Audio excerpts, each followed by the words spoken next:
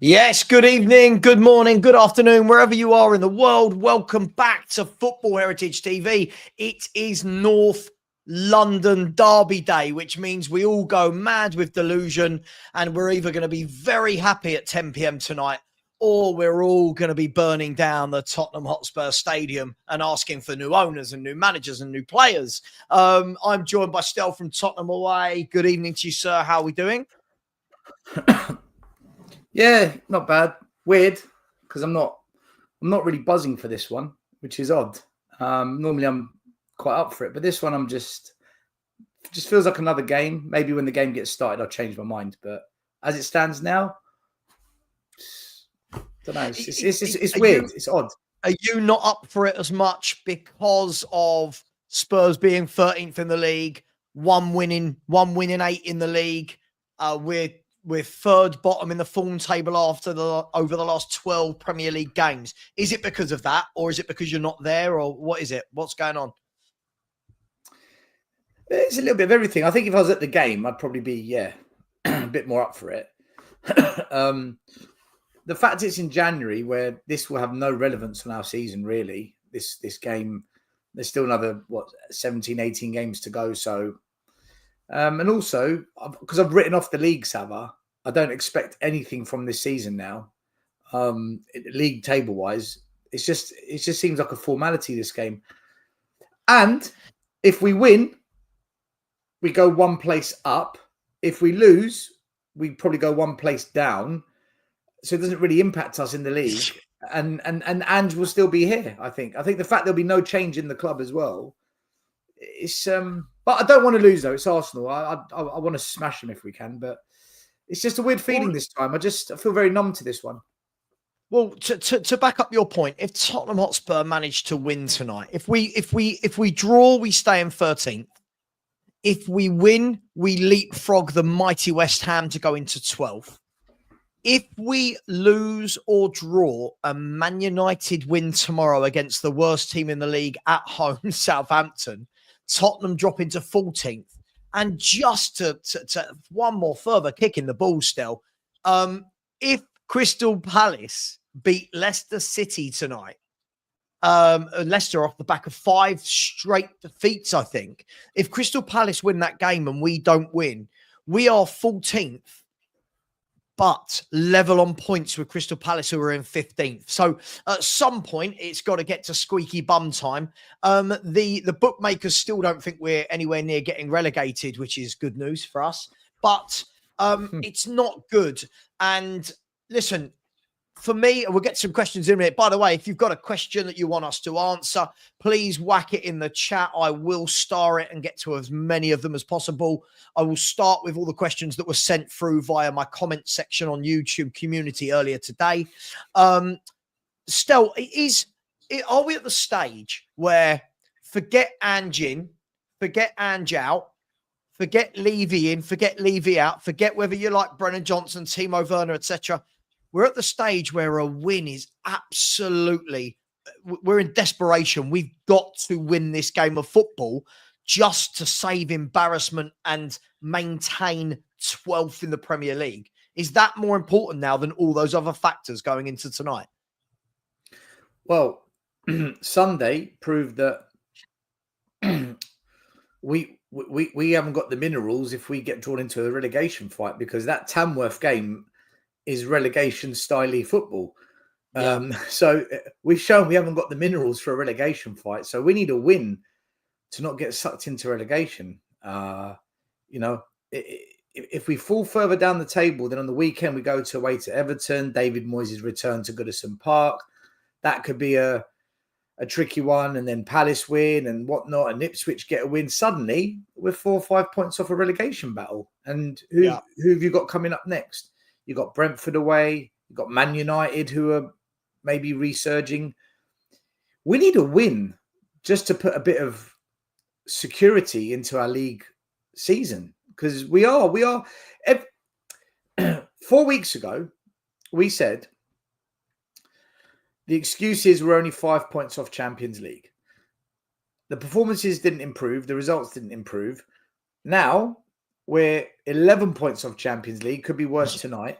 we're 10 points off of Europe and we're 8 points off relegation. So the tables are completely turned. If we don't get a result, this course that we're on continues to decline. And before you know it, the thing we said we wouldn't happen happens. And we find with 10 games to go, we are in a relegation dogfight. And you know what? I don't want that. I've experienced that in the 90s. You know, where we had to go away to Oldham Athletic and get a 2-1 win to stay up. Remember. In the league. I don't want that. And I don't understand how this is accepted. So I don't want to burst your bubble. But it's not 11 points off Champions League. We're currently 13 points off Champions League football. Oh, is it 13? Okay, well, yeah, it's worse. It's even worse than you thought. Like, and look, for me, look, let's get into some 13. questions. By the way, everybody, this isn't the main watch along. So what I'm going to do is for 6:30, we will swap over to the new stream. It's a completely different setup, and I will send you all over there. So if you are watching, then please continue to. I already know what's going to happen tonight, even though I think it's going to be a draw, by the way. I think it's going to be 2-2. I think we've got a Desmond tonight, the old Desmond 2-2. I think a draw. I know what will happen. If Spurs lose, I'm going to get loads of people coming in my chat saying, you wanted to lose. And if Spurs win, I'll get loads of people coming into my chat going, gutted, Angie's brilliant. So I'm looking forward to 10 p.m. tonight, either way. Big up to Brian Daigle, who's in the chat. Thank you for the little phone call we had yesterday, Brian. Always nice to hear your rustic tones from out there in Canada. Still, let's start with some questions. I have starred a few as we're going, but I'm going to start with there were 4 questions that were put to me on YouTube. So let's have a look. The first one we'll look at is Jack Herbert. Big up to you, Jack. He has said, question, do you think Arsenal will sit back and counter like they did at our place? Or do you think they will take the game to us because they're at home? Over to you, Stel. I think after 20 minutes, both teams' tactics will go out the window and it's just going to be a Hail Mary of a game. I think it's going to be the most chaotic, dysfunctional display, probably quite boring, but then second half it will just be carnage, and it will be everything that is Ange ball, and it will be everything that Arsenal fans are moaning about with their club at the moment. I think tactics would literally go out the window after about 20-25 minutes. Can I tell you what I think on this, right? Is I think we will see a different Arsenal. I think we've got to remember 2 factors here, guys and girls. First factor is exactly what Jack said there in his question is they are at home. They are at home. They're coming off the back of 2 very disappointing cup defeats. One on penalties to Man United and the other one to Newcastle in the first leg. Do you know the other factor for me still with the difference between this game and the first game when we played them a few months back at White Hart Lane is this game they've got Odegaard. Who's that? Odegaard and Rice. And in that first game, they didn't have those players. So I think they were almost forced a little bit into that kind of style. Whereas this time I would fully expect Odegaard to try and find those gaps in behind Tottenham's midfield and in front of the defence. But I do agree with you. I think the tactics will probably end up going out the window with 2 teams that are a little bit desperate, which is quite weird to say still, because I'm not sure if you know, Arsenal haven't lost a league game in 10.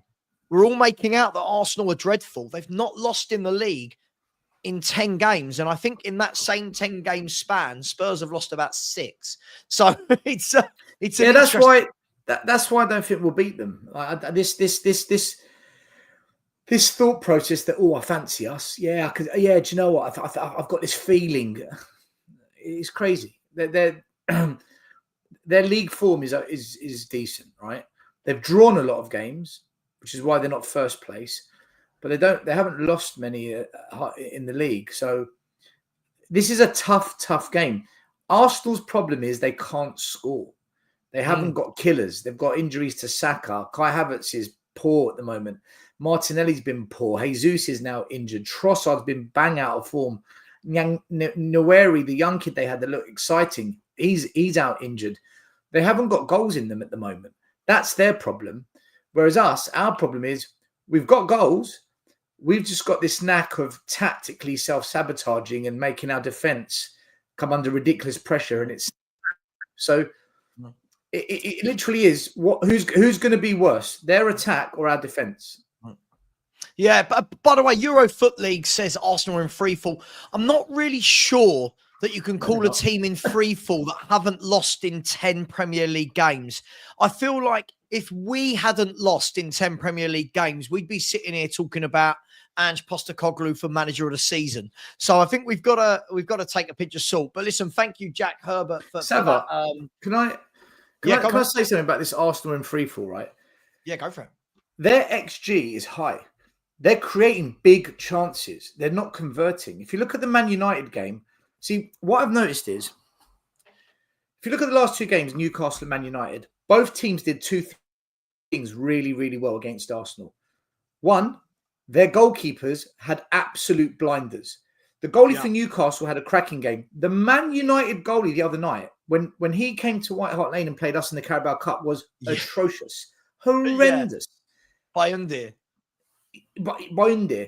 He had a Buffon-esque performance at the Emirates the other night. It was outstanding from him. And Harry Maguire, I think that's the best I've ever seen him play in a Man United shirt. Yeah. Maguire was quality, man. And De Ligt, who loads of people have written off, who's not been that great, he had an excellent performance. And you look at Newcastle's defending, Sven Botman, Tonali in the holding role. Yeah. Newcastle and Man United both had goalkeepers who were brilliant on the day and defences where the individuals played excellent as individuals. Are Spurs going to have our goalie have a worldie and our centre-backs have the best games they've played? Because that's what United and Newcastle did. So I don't think Arsenal in free fall. I think they came up against teams that knew how to shut them out. Because Arsenal created quite a few big chances. They couldn't put it away. Do you know what? I did a show yesterday morning with Dan Potts from Football's 12th Man podcast, and I said to him, you watch Havertz tonight will turn into prime Jurgen Klinsmann in front of goal. You just know it. Arsenal, apparently in the last two games, somebody will tell me if I'm wrong, was it 49 chances they've created in the last two games? Shots. 49 chances. Yeah. And shots. Dr. Tottenham, we're back. But listen, let's go on to the next question. I will try to get to as many as possible, so please bear with me. Ben Cordes or Ben Cords. I'm going to go with Cordes. It sounds much better. It's a question. Would you keep Ange if he won a trophy this season, or would you move him on in the summer? If you won a trophy, I'd give him one more season, but not a season like this. So I think he's put. I've spoken about how managers in the past have put credit in the bank. They've bought themselves the rights to stay on. If he does something a manager hasn't done in the last 16 years at Spurs, I would keep him on because I think he's put credit in the bank. But if by December I'm seeing this, no. He gets a year on the basis that we see an improvement in results and performances from the team. So it comes with a caveat, but. I know Savva's probably going to disagree with me, and that's good because we don't want to agree with each other on everything. But I've got to be consistent. I've always said I will take finishing mid-table if we win a trophy, and I can't say that, and then that's what happens, and then I say the opposite. So I will honour that because that's how I feel personally. I will take a trophy if we finish mid-table, but I'm not going to tolerate another season of watching this. No, that won't happen though. So. I'm half and half. I half agree. I half agree with you and half disagree. For me, bottom half of the table is unacceptable. I don't care if you won the Europa League. If you finish bottom half of the table, that tells me that we're a good cup team, but it tells you that over 38 games, we've got it terribly wrong. For me, if you finish top half and win a cup, that's where I agree with you, mate. I think then he gets more time. But if we get into next season and the first 3 months are crap like the first 3 months were of this season, then he's got to go. And that's exactly what happened with One Day Ramos. That's exactly what happened with George Graham. No time for sentiment for me. But listen, thank you so much for that question. By the way, guys and girls, just really quickly, mate, really quickly. We are one subscriber away from 15,500. So we're on 15,499 subscribers. If you haven't subscribed, please do. One subscribe, well, more than one, but one to get us there. And please subscribe to Tottenham Away, and they will be live tonight immediately after my watch along finishes at 10:30. Go on, mate. I was gonna say this thing about, because this is the new trending question now. Would you take a league collapse if we win a trophy? Would you take that? Would you? This is the big question. For me, we've got Liverpool second leg Carabao Cup and Aston Villa away FA Cup in a very short space of time. I think it's within a week or 5 days, something like that. If he crashes out of both cups, then I want him sacked with immediate effect. No more chances, no more patience, no more let's wait and see tendencies. I want him gone before he ruins any chance we might have left in the Europa Cup. And I want a manager in place to pick up, I agree, this season, who can actually navigate us in that Europa Cup as the last chance for us to try and win something. So if Ange crashes out the Carabao Cup and the FA Cup, I do not want him to have another crack, another chance at a trophy. I agree. Especially the way he built up this season, and especially the way a lot of fans built up this whole he wins trophies second season rhetoric. If we go out the 2 domestic cups beginning of February, I want Ange out immediately and a different manager. Even if it's Ryan Mason, I don't care. Another manager to be allowed to do the Europa Cup campaign, because he doesn't deserve a third crack at the whip if we go out to both of them two. No, completely agree. Completely agree. By the way, guys and girls, please stop putting in questions for the moment. I've got 20 questions ready to go. That's enough. That will fill up the show. So please, no more questions. Feel free to chat amongst yourselves in the chat. Tell us we're wrong. Tell us we're right. And thank you for whoever did just subscribe. We have just gone over 15,500. So thank you very much. Just 500 to go to the next milestone. Let's have a look at the next question on that list was from Gary Morton Barley. Big up to you, Gary. Hope you're well. He said, how close do you think Arteta is to the exit door? He's had his 5 years and it has not exactly been a success. I'll start on this one if that's all right. For me, I guess it depends who you speak to. I mean, I watched a really good Arsenal panel last night have a debate, and some people were saying, oh, but it's part of a process, and they sounded like our fans. It's part of a project, it's part of a process, but when you ask them, no one can actually tell you what that project and process is. And the other half of the panel were going, you must be mad. We're Arsenal Football Club. We're a big football club. We won league titles. We won FA Cups every year. So for me, I think that he's got to do something this year, whether it's the League Cup and he turns that round against Newcastle, whether it's somehow getting the league or by hook or crook getting over in the Champions League. But I think he's going to have to go deep in a couple of those competitions and be second to keep his job. Otherwise, they're just stagnating, is my opinion. I would say if Arsenal's a serious football club, if he doesn't win anything this year, he has to be fired, because he spent £800 million. They closed the gap, to his credit. They knocked on the door. This was meant to be their season. This is what Arsenal fans said. This is what the media said. And this is what a lot of our fans said in these debates about these projects take time. Now, This is year 5, phase 5, 6. I don't even know what these trending Angus, what phase is it? Angus, you're Arsenal. What phase are we in? What happened to the days of just having a successful season? Why is it now projects, plans, phases? It's just, I don't understand. So the worst thing about them, though, Stel, is, again, I'm an evidence person. I keep asking to people, Spurs and Arsenal, what's the project? And everyone just says, I don't know, we signed some kids. That's not a project. That's a philosophy of transfers. What's the project? So the project is just give a manager 5 years and hope that in that 5 years he's successful, right? Well, this is what I think. I think it should be based on what you're doing right now. So the thing is, he's spent the money. He's rebuilt the squad. He's had time. He got a new contract for £15 million a year, right? You've got to now justify that spend and that contract you've got. In the summer, you signed 3 players, a defender, a midfielder, and a washed-out winger. Why didn't you buy a goal scorer, right? they could listen. Arsenal could have bought Solanke. They could have got him. He gets goals. How many I don't know, but he's better than what they've got right now. They don't have a striker, so that's kind of lower level. But they could have gone and got a Gyökeres. They could have got Osimhen on loan. They chose not to do it. That's on the manager now.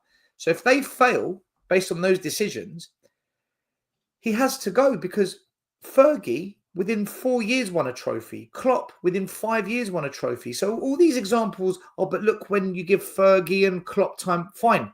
But they delivered in 4 to 5 years. Because if you don't do it this year, Arteta, next season, we know what's coming from Man City. We know exactly what they're going to do this summer. They've just signed 2 top players now. Savinho, who everyone's slagged off, he looks like dynamite at the moment. I don't know if everyone's been watching Man City. He looks like he's now found his feet in the Premier League and playing like the player we saw at Girona in La Liga last season. So you can see the makings of City, where they're going to be next year, plus Rodri comes back. They'll be back. That makes it even harder for Arsenal to catch up with them. I'm sure FSG will back Arne Slot in the summer. Liverpool will be stronger. So suddenly, not only do you miss the best chance you've had the season that City aren't quite at it, you then think, but in the summer, we'll fix it. No, because all the other teams are now going to be better as well. So for me, if Arteta doesn't do it now, you've got to get rid of him because you've blown it. Savva, do you know what this reminds me of? It's Pochettino all over again. This is literally Poch of Arsenal. Yeah. And the same shit is going on. Yeah, I think this is the key thing. Look, I'm somebody that if you turn around and say to me, it's a project, it's a process, cool. In any other walk of life in business, right? Someone will go, right, how long's this project? Right, it's 24 months. Cool. What are the metrics? What's the metrics after month 6, month 12, month 18? What have I got to achieve by month 24?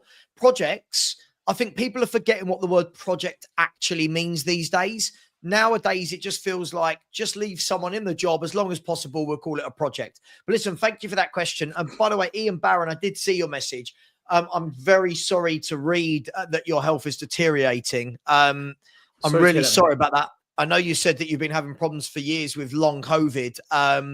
And I can only say that I hope you find some comfort somewhere. I don't really know what else to say in the middle of a football show about that. But listen, my heart goes out to you, my friend, to you and your family. So I hope you find some comfort somewhere. Look, going back to the last question on here before we go to the questions who are in the chat. Euro Foot Leagues has said, is this Tottenham's best chance to win at the Emirates? Now, Stel, before you answer that, if I had £1 for every time someone says this every year when we play Arsenal, every year feels like this is our best chance. This is our best chance. Why are people asking that this year, Stel? So, because Arsenal have had a little wobble, right, and they look like they might be on the brink of a crisis. Maybe their fans have switched. I just think that we're going to the Emirates with Archie Gray at centre back, a 21-year-old kid in goal. We're going to be going there with midfielders that are in and out of form, a pigeon that hasn't played for 3 months, the most out of form son we've ever seen, a striker who doesn't get service, and the joyful spectacle that is Brennan Johnson. How on earth is this our best chance ever? If we had Van der Ven, Romero, a fully fit Bentancur, a Son on fire, I'd say, do you know what? They're there for the taking. For me, the word best chance, no. I don't think so, no. Yeah, no, I agree. I don't think the best... Listen, I'm not saying we can't win. I've gone for a draw. I'm not saying we can't win, but I don't think the best chance to beat them is when we're on the back of 1 win in 8 league games. And that win is against the statistical worst Premier League team there's ever been. I don't know if you knew that, Stel. Southampton are statistically the worst Premier League team there's ever been.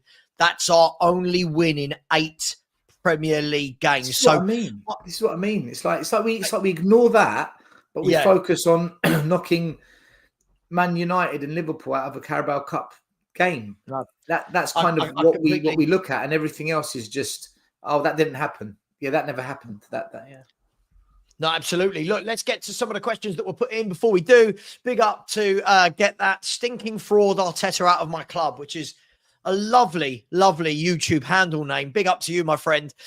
I know exactly who this is, who's just put in a super sticker. I'll swap you your stinking fraud Arteta for the PE teacher that is Ange Postecoglou, if we're allowed to do that. I think that might answer one of the questions that we've got in a bit later. But thank you very much for the super sticker. I do appreciate your donation. Everybody else, all I ask is likes and subscribes. It's free. It's absolutely free. I'm not asking for your money. Just smash that like button. It really does help. And I'm giving you 5 p.m. till 10:30 tonight. I'm giving you 5.5 hours of my life. So the least you can do is click a button for me. Still, let's go to the first question. Big up to Ethan Bates, who's always very generous within my chat. Thank you, mate. Has said, could Vicario be potentially sold this summer with the emergence of Kinski, who seemingly fits the system better, or do you expect Vic to reclaim number 1 when fit? Based on what? He's played one game against Liverpool and against Tamworth Town. Do you know, I fear we're doing this again. We're doing this again. We're doing it again. I can't do this, man. He's had 2 games for Spurs and he's generational. He's outstanding. He's better than Vicario. Do you know how many points Vicario has saved us? Do you know how many games Vicario has saved us in? Listen, no. He doesn't take. We're not selling Vicario. He doesn't take Vicario's spot. He's come in to replace Forster because Forster is crap, and everyone hyped up Forster because he had 2 decent games, and then he went back to type. And Kinski, in the club's opinion, is better than the backup to Forster, which is Brandon Austin. So Kinski's come in to be the number 2. Now, in 2-3 years' time, might he replace Vicario? Maybe, because if we don't win trophies, Vicario will go, as will many others, and Kinski will probably still be here because he's young. So, no, I don't think he's come to replace Vicario. He's come in to be the number 2. Yeah, look, I don't know is the honest answer. What I would say is 2 games is not a sample size that I'm willing to put my football opinion on. We've seen many players come in, have a good couple of games, and everyone's elevated them to godlike status. Look, what we've seen of Kinski so far, yeah, looks good. But I can't say after 2 games he's better. What I would say is this: if he is going to take Vicario's place, you've got to play every game really well between now and Vicario coming back, to the point where the manager has to say, Vicario, earn your place back. That's a good position for clubs to be in. Have 2 number 1s. But look, again, let's see how he handles tonight. Big atmosphere, massive game, our rivals. Arsenal will have chances. This won't be like Tamworth. They haven't got a great big centre forward bustling that's got no real quality. They're going to have chances. Whether they put them away, let's see. So I think a lot to be seen about Kinski, but thank you very much for your question. The next question is, where are we? Oh, it's here. I should probably read out this super chat first. Mark Taylor with a super sticker. Thank you very much, Mark. As always, really appreciate your support on the channel. Thank you very much. Really appreciate that. The next question is Rob, Welsh Spur. Big up to you, Rob. Hope you're well, my friend. Has said, pick one as the next. I feel like this is more of a demand than a question, but I'm going to run with it. I'm submissive. I'll run with it. Pick one as the next manager. Thomas Frank, Glasner, or Iriola. Stelios. Which one are you taking if you could only take one of them? Do you know what? Whenever anyone says Stelios, I get flashbacks of school when my teachers were about to tell me off.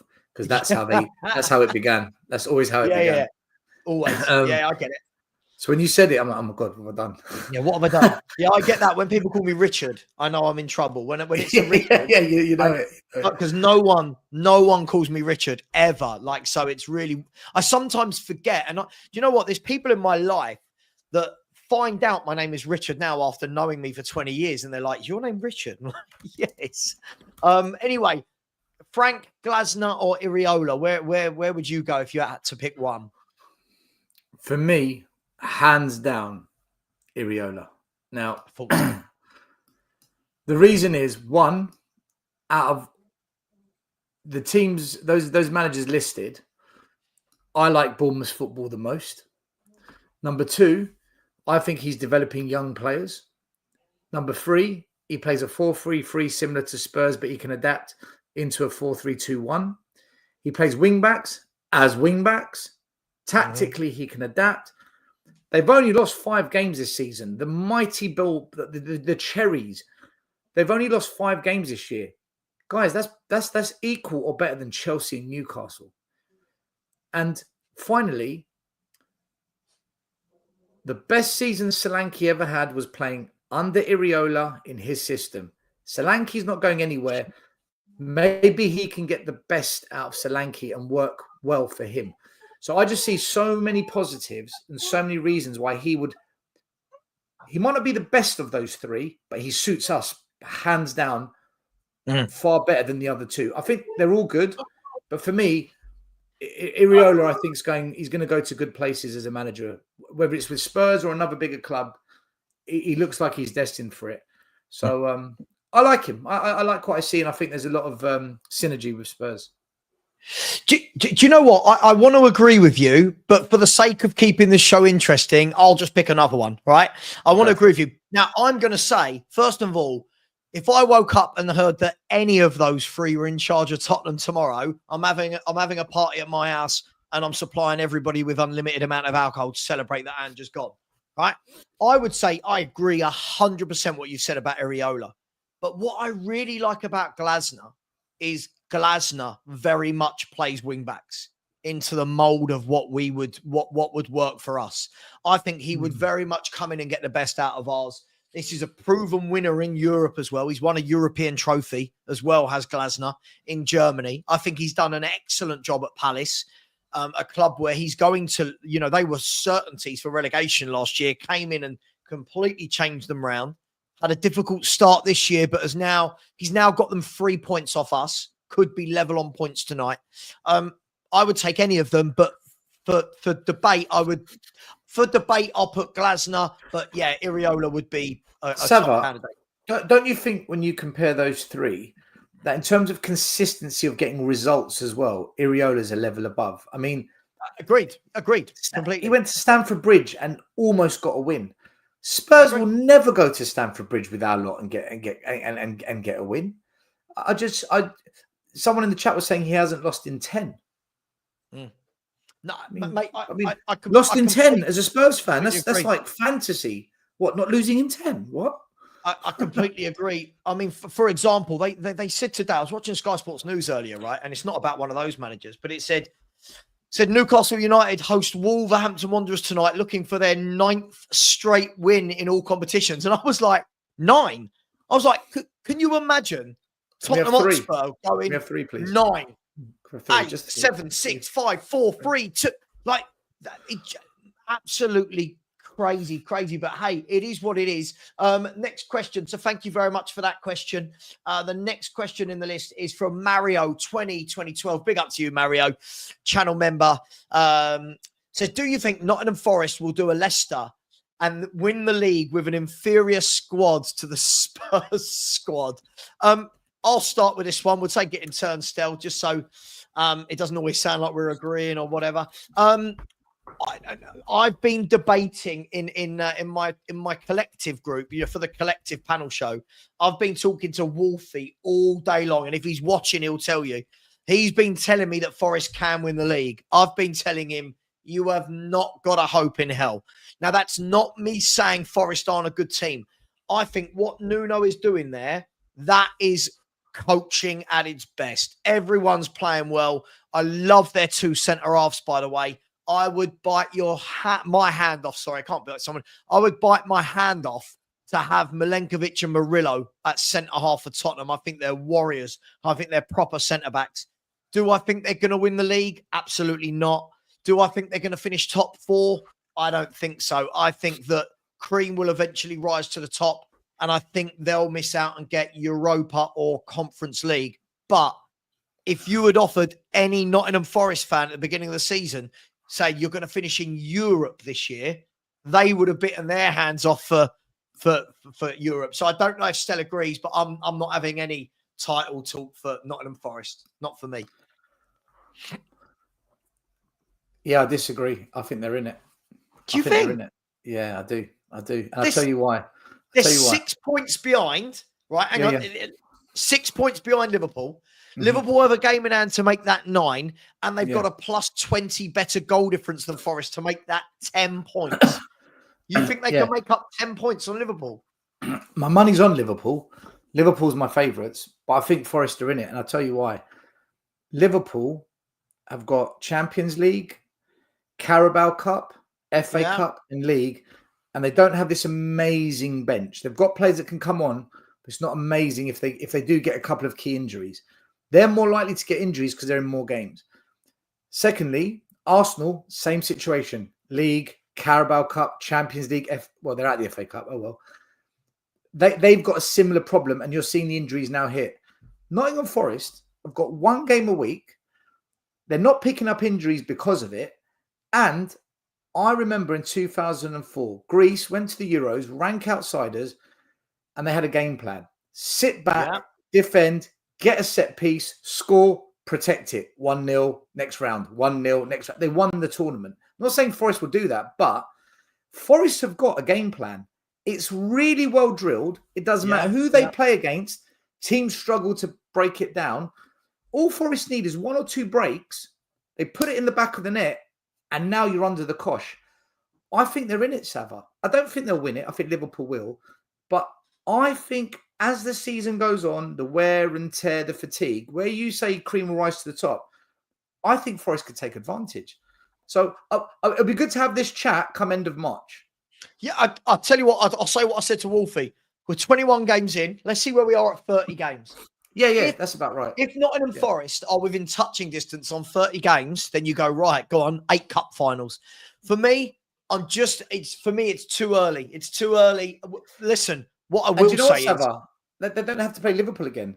They beat them at Anfield and they got a draw. So out of 6 points between Liverpool, they picked up 4. So that's done. They don't have to worry about them now. They've got a spell. So I was looking at this earlier when I was talking to Wolfie. They've got this spell of games in a row. Let me just see if I can find it. So they've got this run of games from the 15th of February. They've got Fulham away, Newcastle away, Arsenal at home, City at home, Ipswich away, United at home, Villa away. That 7 games for me is going to tell me whether they're... Listen, I'm not saying they're not a good team. I can't believe I'm sitting here, and I'm sure you feel the same, jealous of how Forest set up. Like I'm jealous that they are so bloody organised. It's unreal. Savva, all those teams you mentioned, except for Ipswich, have got European football. Sure. All of them. Sure. And this is exactly what happened with Leicester. Out of the cups, no Europe. Just played. I think they played 40 games the whole season. Done. Never got an injury to Vardy. Never got an injury to Schmeichel, to N'Golo Kante. They never got an injury to the what's his name, Riyad Mahrez. Listen, I'm not saying they're going to do a Leicester, but the pattern is there. That's what I'm saying. The pattern is there. I hear you. I hear you. For me, I can't have them winning it purely because of Wolfie. He's already unbearable. And they're 6 points off the top. He's already unbearable, and he knows my feelings. What you mean you don't want to see Nuno Espirito Santo do a Google? Wait, you don't want to see him do a Google Pixel advertisement for "We're going to make you proud. We're going to make you proud." The Sol Campbell thing. I'm saving Sol Campbell conversation for the watch along. Start of the show there. I'm telling you, if I was the CEO or head of marketing for Google and Forest won the league, I'd be on the freaking phone to Nuno saying, "How much do you want? We've got to do an advert. Oh, please, for sure. Please, we've got to do an advert." Sure. Daniel, I wasn't going to bring this up as a question. I'm just going to say no and leave it at that. Stel. So would you take No. No, there we go. Let's have a look at the next question. The next question, I've got some super chats really, really quickly before we do that. So big up to Mark Taylor who put in the super sticker. Mark Taylor's coming again and said, question for Stel, favourite ever Spurs player?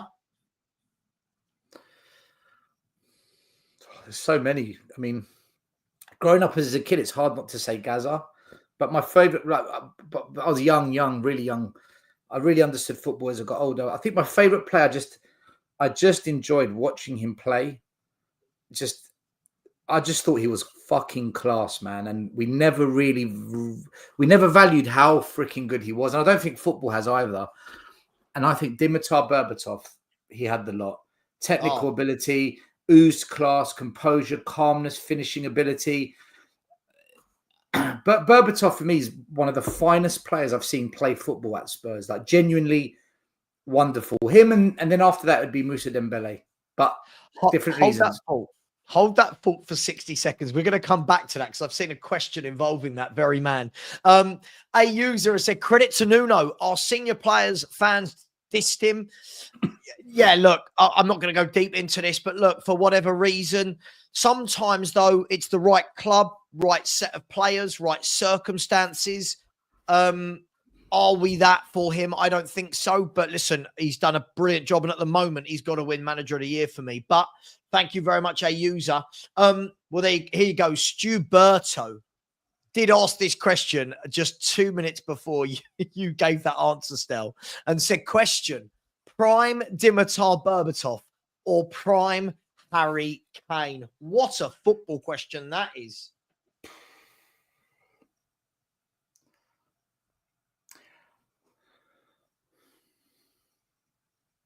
Wow, what a question. What a question. I would say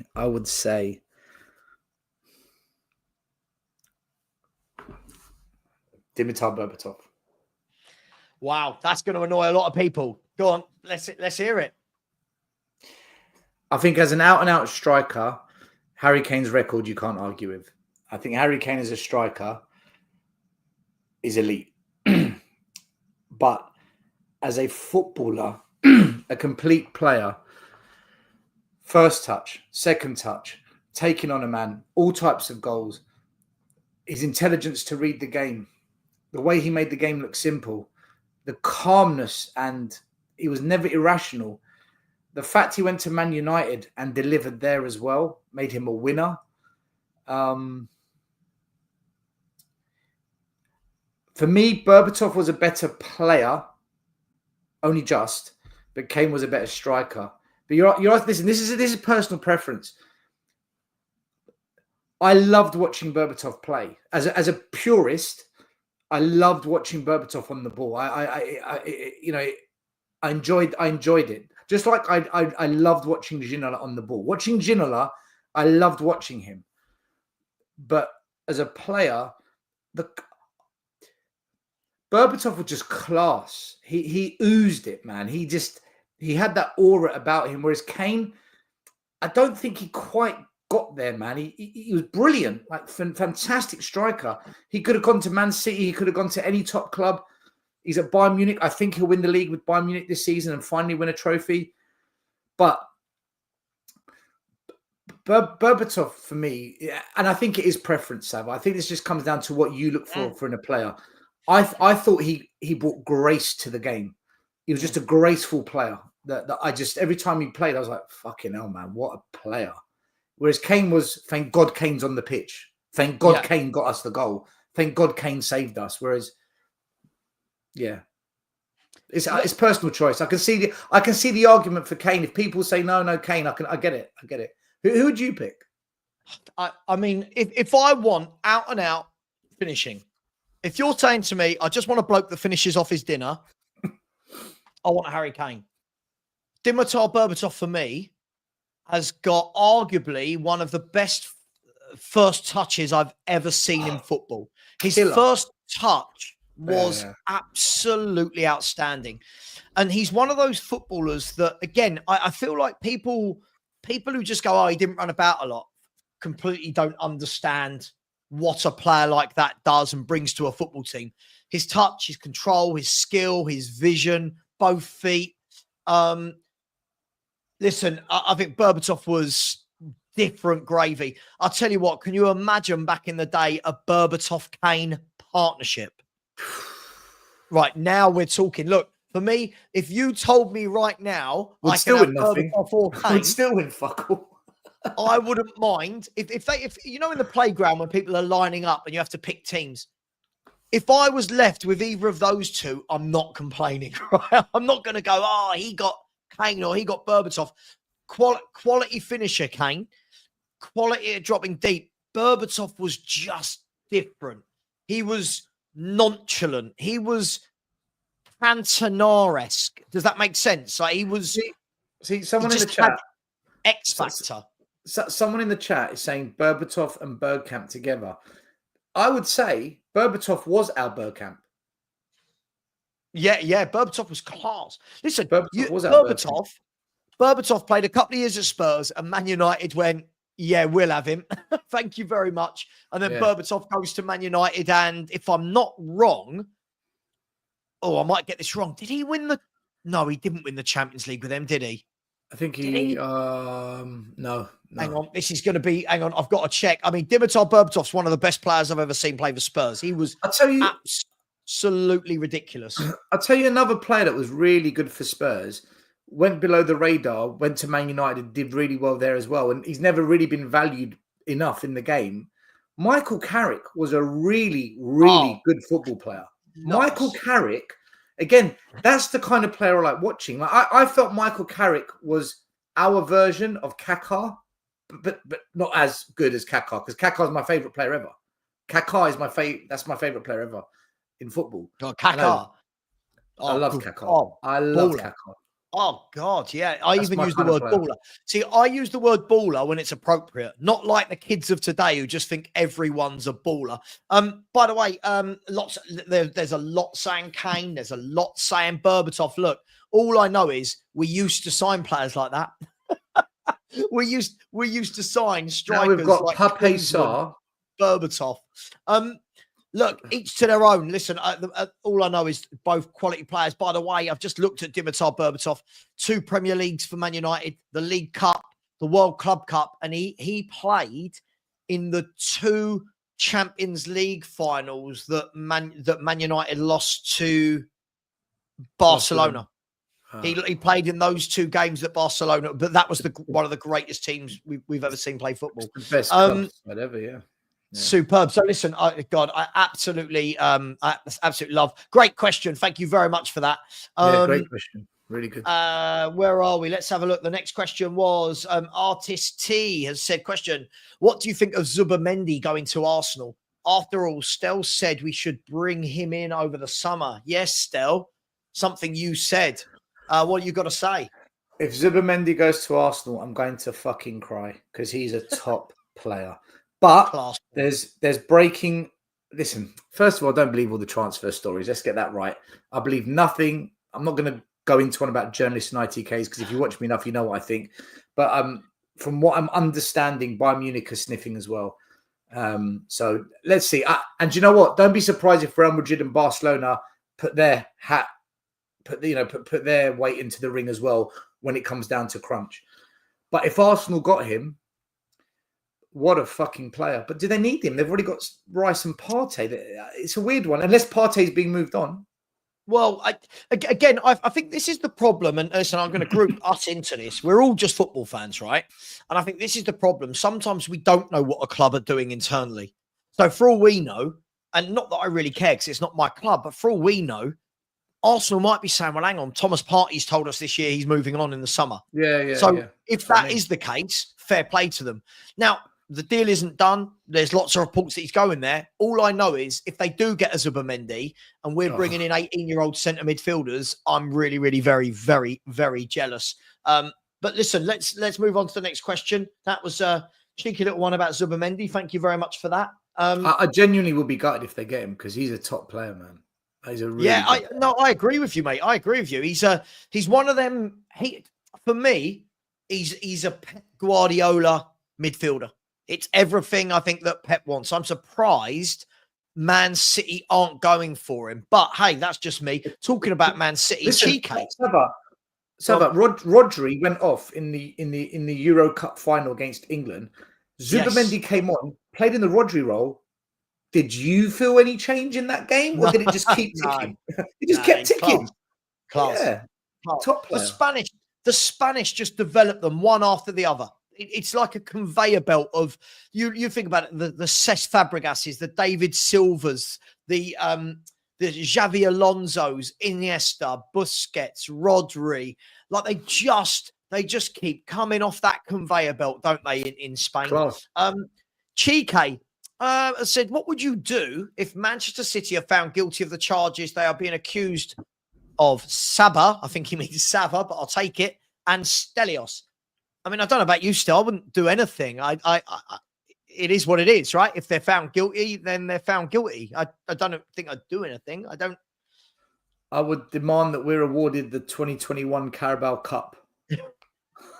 I want my Carabao Cup. I want my cup.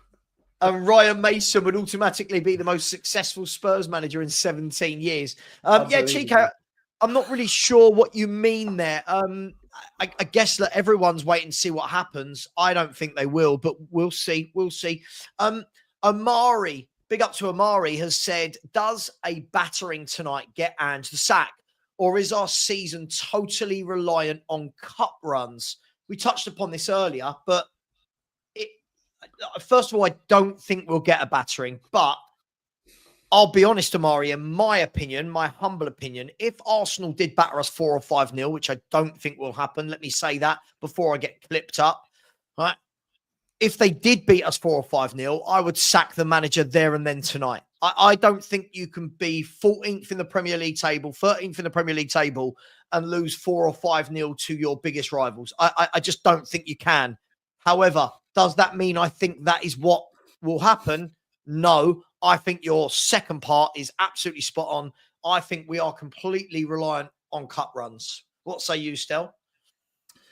I say if we get battered tonight, he won't get sacked because our fans will come out with every excuse under the sun, and it's a process. Be patient. He should have been sacked when we lost 4-1 to Chelsea and he put 9 men on the halfway line a year ago. And is this season depending on cups? Do you mean this? Jesus Christ, man. I mean, tactically. Just look at that picture. See, and then you got Kulusevski saying we won in life. Like, just shut up, Kulu. I know. I always keep pictures like that just for moments like that. I think if we get battered tonight, then lose to Everton and drop to 15th, 16th, I think he has to get sacked. Because you're like, there's no way this club can function in the Championship. You can't allow the club to go into the Championship. Like, that's sabotaging the business now, aren't they? Isn't that the one thing these people are actually good at? Running the business. So I think there is a point in the league where you drop so far and you have to say, right, get rid of the manager. I think that has to happen. But does it happen tonight if we get battered? No, I don't think so. I don't think so. I mean, I think Stel's absolutely right. Arsenal could beat us 5-0 tonight, and half the fan base will still say it's part of the process. What was it that Ben guy said to me? He said, we've got to hit the bottom of the V before we can go up. I'm not sure whether that bottom of that V means getting relegated still. But at the moment, we're heading very much towards the V, aren't we? We're going the wrong way. I don't know. When people say things like that, I just think they're talking. They're just trying to sound smart. Oh, of course. Well, let's. I mean, Jordan. It's a funny pick. That is a funny picture. 18 months down the line, or however many months. What was that? 15, 16 months ago. But when you actually sit back and look at it, that one photo told us everything we needed to know about Ange Postecoglou.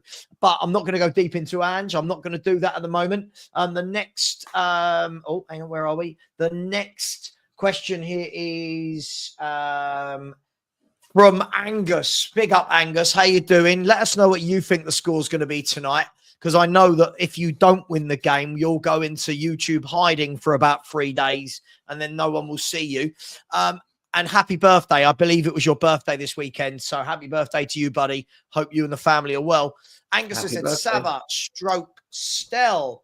I shouldn't say that in a sentence ever again. Do you think Vlahovic is a good signing? And I think when he says us, he means the Gooners.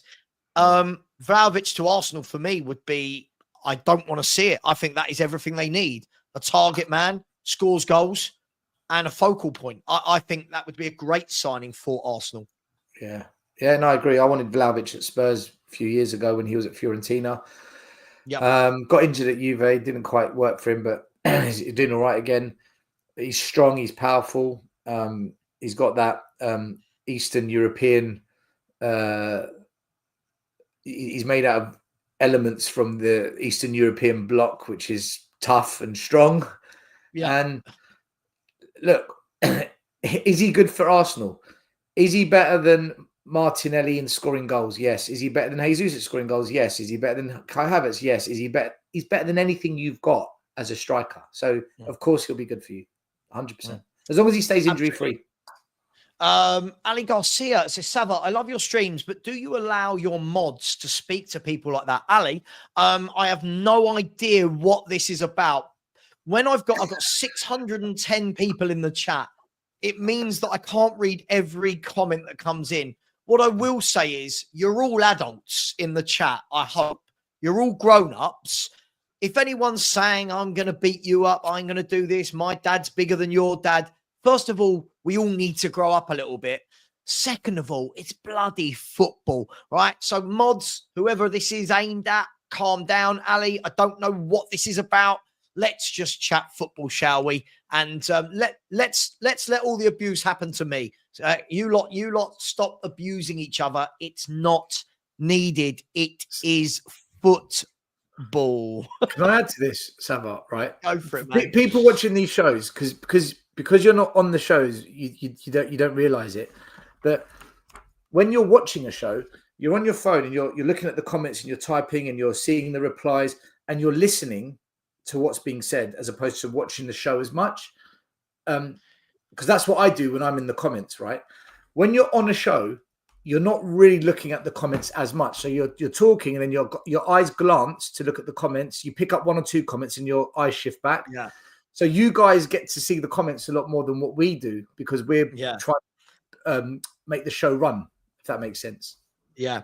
And as Rich C said, Savva is a content creator, not a school teacher. Absolutely, Rich. I'm not here to tell people off. I genuinely don't know what people want me to do. I'm somebody that's giving a platform for people to talk about football. Surely you can all behave yourselves in the chat. And if you don't, there will be detention. All right, there will be a detention. Let's get to the next question, Stel. Billy has said, whatever our, I don't think this is a question actually, whatever our heritage, home or away, whether we consider ourselves kings or not, whatever our expressions reveal, we truly are one on a night like this against the Red Scum. I mean, Billy, look, I guess every Spurs fan wants to win this game. Of course they do. And as I said at the beginning of the show, forget Angie in, Angie out, Levy in, Levy out. We need to win, right? We need to win. Greg B has said, my dad's a knob. I deal with things myself. Sorry to hear that. Let's get back to the questions. And guys, come on, everybody in the chat, play nicely. It's just football. The next question in there, let's have a look. Jeremy R86 said, do you think Tottenham adds anyone in the transfer window, or do we just ride with the guys we have? So obviously we've got Kinski still. We failed in the pursuit of Mawani, which you and I talked about on the phone last night. Just quickly on the Mawani thing before anyone else. I said to loads of people in my one and only Spurs WhatsApp group yesterday, the moment Juve put in the bid and people are going, he's rather us than Juve. I went, based on what? Like what is it that these people think he's going to look at us? And this goes full circle. All the people saying, don't worry that we're 13th. It will turn around. Do you not think these footballers still will turn around and go, like his agent's going to go, listen, Colo, Tottenham want you. What, Tottenham who are 13th and aren't even fighting for Champions League? Well, they want me.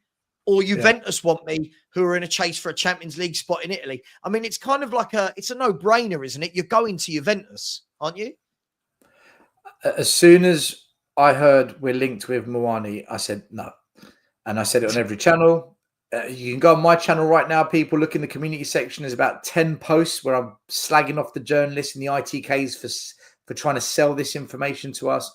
It's a non-starter. It's never going to happen. I'm in WhatsApp groups telling friends and other Spurs fans, stop this. Stop cutting and pasting every transfer news snippet. It's rubbish. We were lied to about Gallagher, Eze, Tony, Neto. This transfer window opened. What's the first thing we were told? Sam Johnson's coming to Spurs. The next day we signed Kinksky. More lies, more misleading information. When I heard Manwani, he's coming to Spurs, I'm like, no, he's not. Stop it. Yeah. We're going to sign someone left field, out of nowhere, a Yang, an Odebert type player on a loan deal. And that's going to be what we do. And until that day comes, everything you're told is designed to trick you into watching YouTube videos. And by the way, my channel's just as guilty. Today, Iggy's put a video out. Van der Ven and Romero off to Real Madrid. I'm like, Iggy, I don't know how you do it. I don't know how you do this stuff, man. Like, what? I can't do it. I can't do this stuff. Believe it. I can't do this stuff where Iggy's my boy. Iggy loves one it as person well. on the internet says, let me think of a name, Tottenham Hotspur in shock bid for Zubamendi. And then the next thing you know, there's a YouTube video going, Spurs sign Zubamendi. And I just can't. Listen, fair play to the creators that do that. For me, I like real life. But anyway, let's get to answer the chap's question, by the way. Anyone else coming in? I feel like we will get one. However, I'm not going to put my mortgage on the caliber of that player being better than what we've got. Yeah, 100%. I think, like I said, we're going to sign an Odebert Yang type signing where we're like, oh, okay, well, yeah, we need, like Kinksky. Let's look into this. We don't really know anything about this guy, but I do want to say, people watching the show, watch the transfer gossip, engage in it if you want. Definitely watch Iggy because he's on my channel, but personally, I think it's all bullshit. The whole thing, and I don't buy any of it. But that's me. I think I'm in the minority. I agree. I think a loan deal, Savva. I think a cheeky 6 month. What they call them? What's the word now? Stopgap. That's it. A stopgap plug filling, papering over the cracks. Signing is going to come in, and our season will be saved. I'll tell you what I found really funny was when I read this morning that PSG are covering Mawani's wages 100%. Juve are getting him on loan. By the way, I'm not going to sit here and say I think he's the greatest player. What I did say was, if he comes in on a loan, no problem, but he's got to go straight into the 11 because he's better than what we've got. Now, our fans, and Phil Coy's is definitely one of these. I can read Phil Coy's like a book, by the way. Forgive me. I don't even rate him. I'm glad it fell through. Let's be fair. Phil would be the first one if we signed him going, well, he's got to have a chance. He's better than what we've got, but I never thought he was coming anyway. And we move on. Next question. This is an interesting one. Rinketic, big up to you, my friend. I said, how good are software programs like Y-Scout? I've got my own thoughts on all these sites. What do you make of things like Y-Scout, Stel? Right. So I've been in this business, and I can tell you this. There's a platform all the scouts actually use. That's the platform you want. That's the only platform you should use, because that is done by the professionals, and it's what the professionals use. And there's also some inter-club software that the clubs use between themselves. That's the real stuff. Everything else is a spin-off to get you to part with your money. Doesn't mean it's rubbish, right? I don't think Y-Scout is bad. I think it's a good source of information. But it's almost like comparing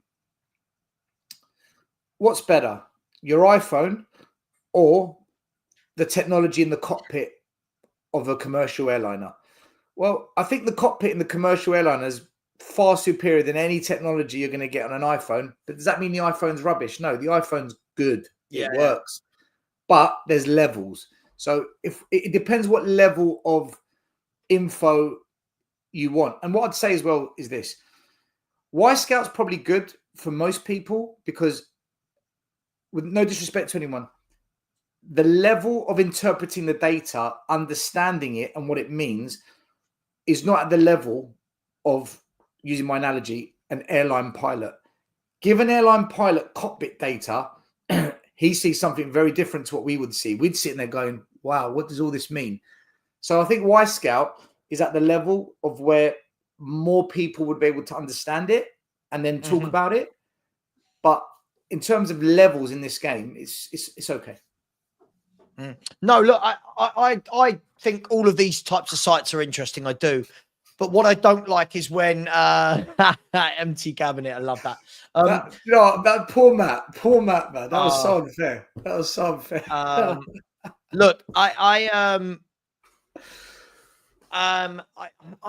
like sites like that, but what I don't like is when YouTubers, etc., get it and go, yeah, I've looked at Y Scout and this is why this player is perfect for Ange Ball.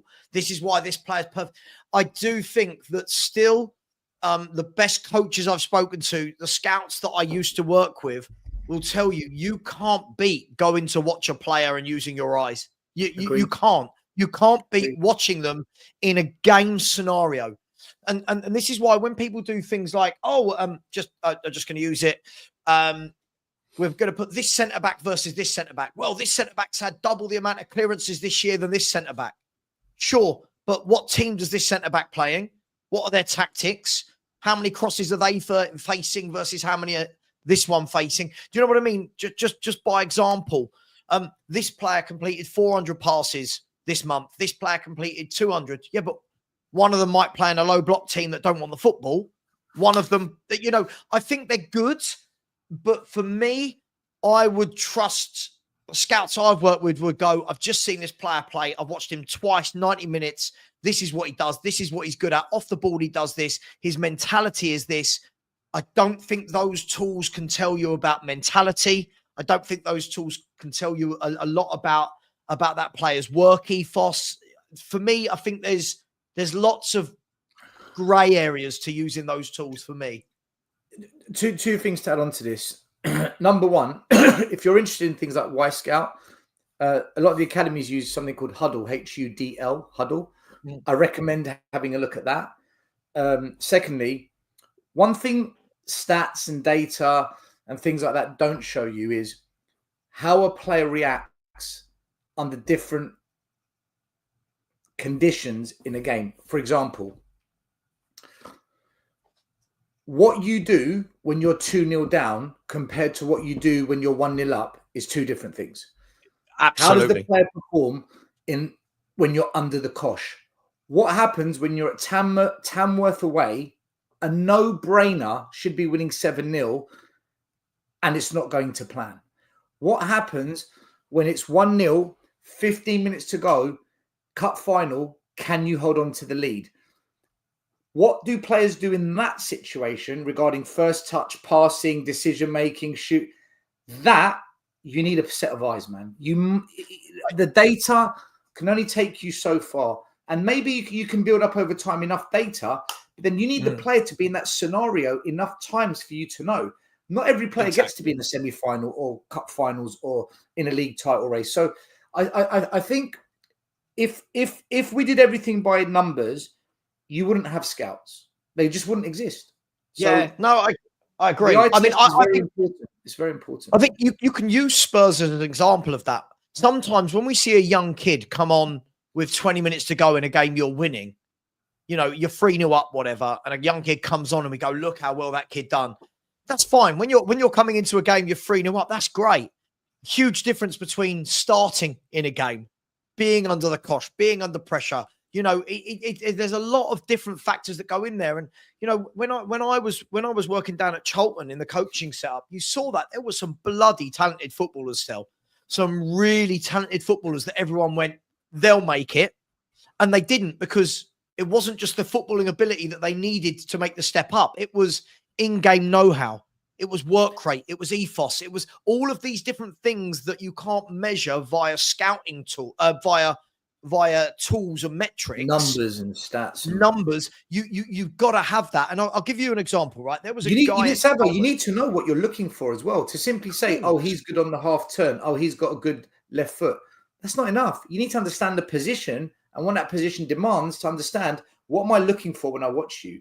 What are the attributes that, one, the player of that position needs to have, and two, the system that the player is going to play in for the manager that's looking at signing him. You've got to look at key attributes as well, and every player's position is different, so that comes into it as well. No, I completely agree. Just a quick one. I remember when I was down at Charlton, there were two players that were scouted, and I was very lucky. I got to go and watch these games all across Ashford and Kent and London. And we watched these two players. One was a lad called Paul Burt. And Paul Burt was one of the most skillful kids I'd ever seen. Like in that, in his Sunday league, he was ripping it up. Every time he got the ball, he just dribbled round everyone, scored goals. His dad thought he was the greatest thing, and he was a brilliant footballer. Then there was another kid called Barry Fuller. And if any of you don't know the name Barry Fuller's about 35, 36 now, just had 15, 16, 17 years in the Football League playing for teams like Gillingham, Wimbledon. He's had a really good career, right, as a pro. Nowhere near as good a footballer as Paul Burt. But you know what he had? You could see it from the first game we went to watch him still. Mm-hmm. He didn't lay down. He would not. He fought for every ball. He G'd up his teammates, his work rate, his attitude, his ethos. He wanted it more. He wanted it. He applied it. Paul Burt, superb footballer, was a bit of a, well, I know I'm good. I don't need to do all that other stuff. So there's so much more to it. But look, let's move on. We've got a few questions and only about 8 minutes to go through them. Savva, I know you want to move on. Just on a final note on this. Yeah, go on.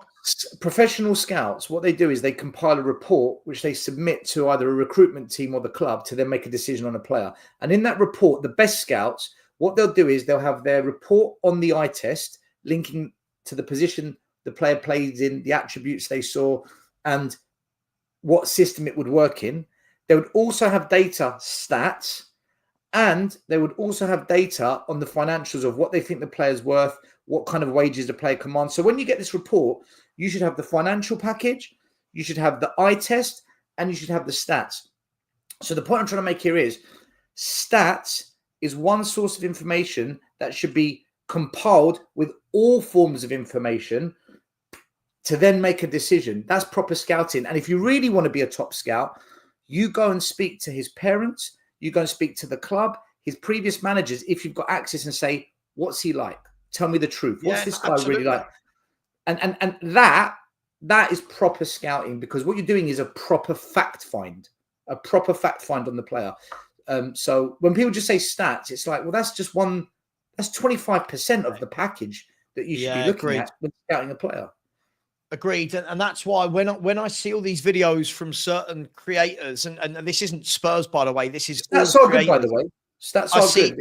It's important. I see loads of videos of people going, why so-and-so is perfect for Tottenham, why this works, why his stats say this. And that's fine.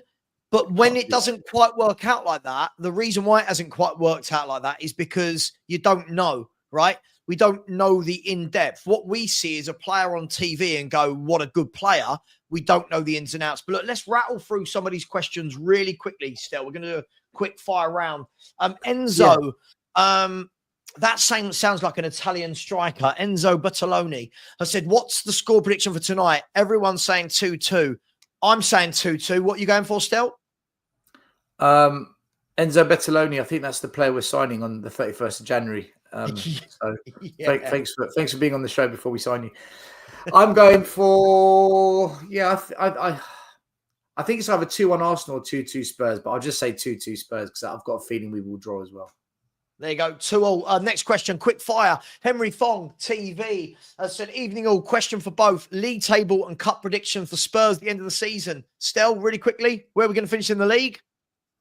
9th or 8th and no trophies. Okay, I'm going to say no trophies, and I did have a 7th all season, but I think we're miles off it. I'm going to go with 8th, 9th, I think that's how bad it's been. But big up to you, Henry Fong TV. Would you take Arteta over Ange? Yeah, because he adapts. He's adapted every season. There you go. That's my answer as well. Nate has said, how many United players would you want to sign for Spurs?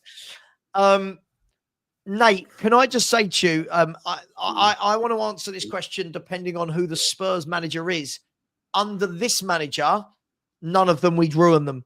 Under a different manager, I'd take De Ligt, I'd take Mainu, I'd take Amad Diallo. I think he's a very tricky young winger. I like him. He's direct and runs at people.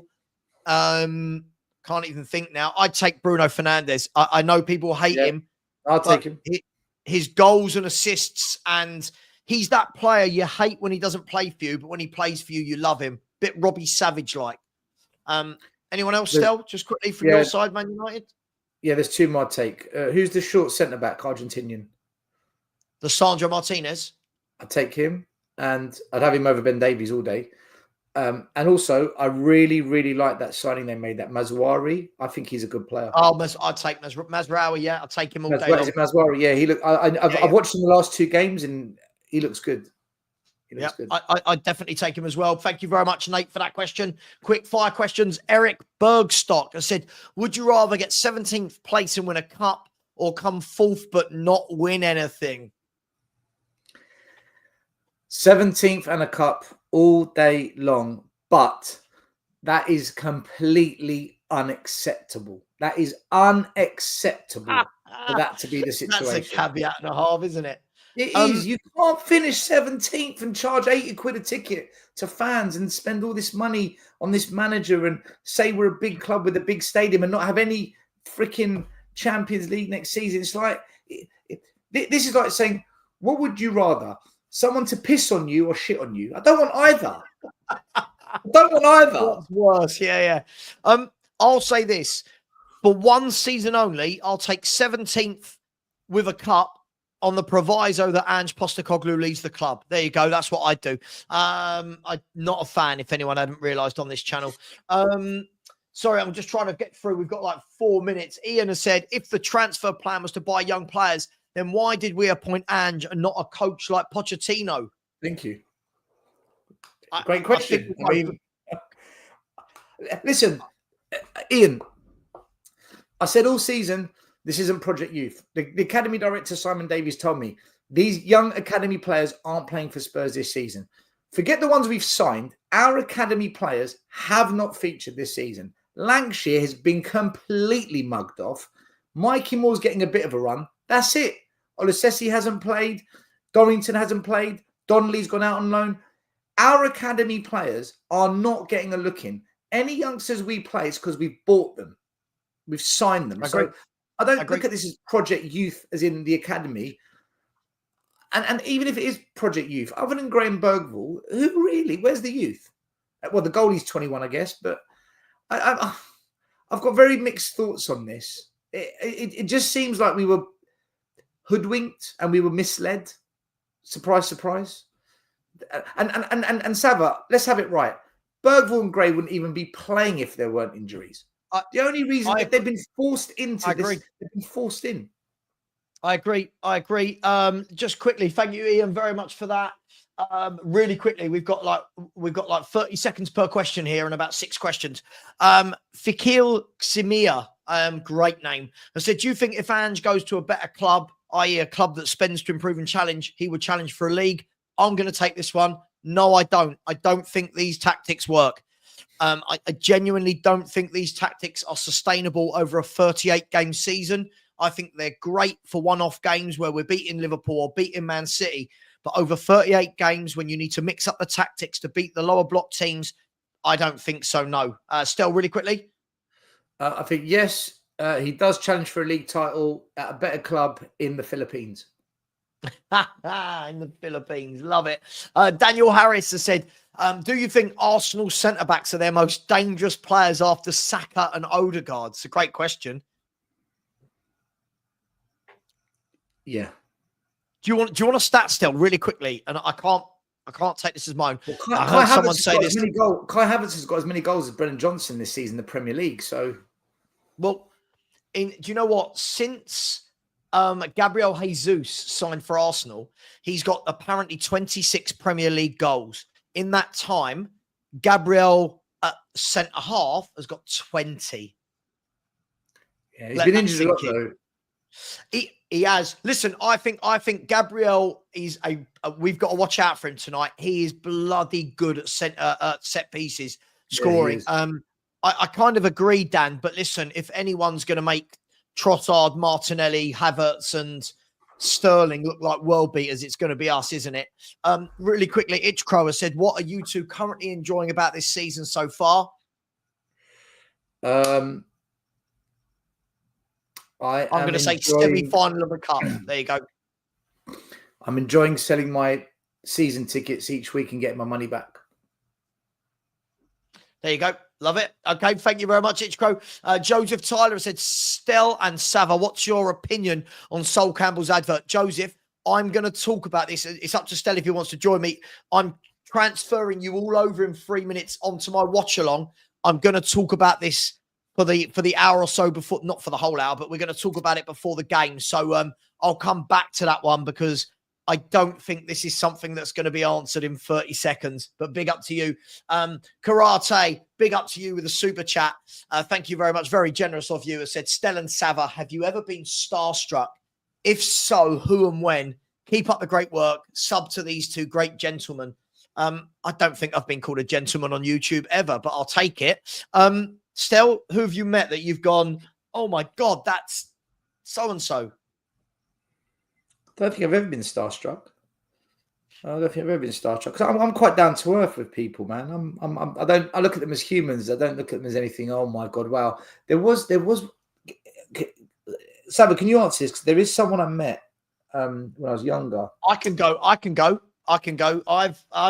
met, and my wife's going to laugh at me for saying this. I've met David Ginola, and when I met David Ginola, I was introduced to him by Jermaine Defoe, who got me free tickets to a game. And when I met him, I was like, oh my God, you smell amazing. Like, he was just like, I was like, oh my God, you're beautiful. It was ridiculous. And as he walked through the players' lounge, right, he wasn't even playing. He left Spurs by that point. As he walked through the players' lounge as a VIP guest afterwards, every woman in that players' lounge just went like that. Just watched this godlike figure as he was flicking his hair. And I was like one of the women going, oh my God. So David Ginola was the man for me. Man crush.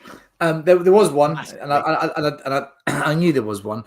I used to work in Harrods whilst I was at uni. So when uni finished, I used to come to London, spend 6 weeks working in Harrods, make some money. And you had a lot of celebrities in Harrods. So I saw Beckham, I saw Posh Spice, Nick Faldo, Rod Stewart. But I never met them. But I did meet one person, and I melted. I froze, and I think I dribbled on myself as well. And I served her, mate, Salma Hayek in her prime, right? I served her Ralph Lauren beach towels. I think my mouth was dripping on the towels. I was like, mate, just before we finish, I fell in love in about half a second. Just before we finish, just quickly. So this wasn't me. This was my best mate. He does some TV presenting and some stuff like that. And back in the day when he first started out, he interviewed Jessica Alba about a film she had coming out. And do you know what he said to me? I said, how was it? And he was doing a press junket with her. So he sat down one-on-one and he went, I forgot all my questions. And he said, she just glowed. He went, she just glowed. Yeah. He said she was the most beautiful thing I've ever seen in my life. And I was like, Savva, when you meet these Hollywood actress type women, right? Yeah. And I'm sure women feel the same when they meet a Tom Cruise or whatever your thing is, whatever your cup of tea is. There's this white glow that goes around their head like some kind of Jesus Christ type godlike figure, and you're just like you're getting sucked in. What's happening to me, man? But I just quickly before we finish, I'll tell you just really, really quickly. Another one of my mates, Andy. We were out in Camden for the night, and we saw Lady Dynamite. Anyone remember Lady Dynamite?